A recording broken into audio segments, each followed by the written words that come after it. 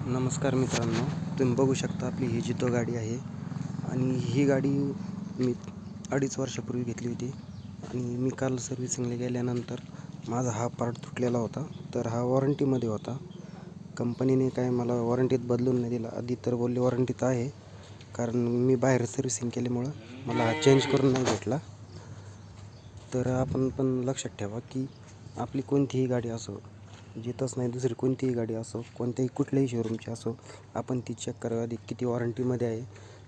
तोपर्यंतच आपण सर्व्हिसिंग व्यवस्थित त्या ठिकाणी करायची आणि नंतर जे आपल्याला बाहेर सर्व्हिसिंग करायचे आहे किंवा कंपनीच्या ज्या गाडीच्या काही हे कंडिशन्स रूल्स असतात की तुम्ही गाडी इतकी किलोमीटरपर्यंत गाडी वॉरंटी इंजनमध्ये आहे किंवा काही पार्ट बदलून मिळतात ह्या अशी वॉरंटीमध्ये, आणि ते आपल्याला खूप महाग असतात. आता हा पार्ट 1200 रुपयाला आहे, तर हा खूप महाग बसला मला. तुम्ही पण अशा जास्त पैसे वाचू शकता, कारण आपण रेग्युलर वॉरंटीत आपल्याला काही माहीत नसतं.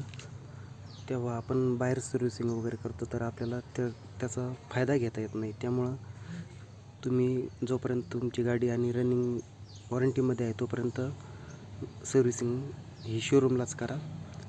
त्याने काय होतं की आपल्याला फायदा मिळून जातो. आता काल मला वॉरंटी का नाही मिळाली, तर मी 2 सर्व्हिसिंग बाहेर केल्या होत्या माझ्या गाडीच्या.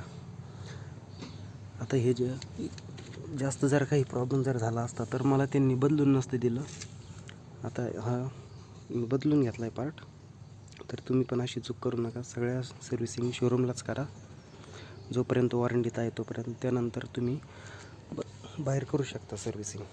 आणि किलोमीटर किती वॉरंटीमध्ये आहे किंवा किती वर्ष वॉरंटीमध्ये गाडी आहे हे तुम्ही चेक करा. बाकीचं तुम्ही समजू शकता काय असेल ते. ठीक आहे. व्हिडिओ जास्तीत जास्त शेअर करा, कारण सर्वांपर्यंत पोचला पाहिजे आणि सर्वांना याचा फायदा घेता येईल.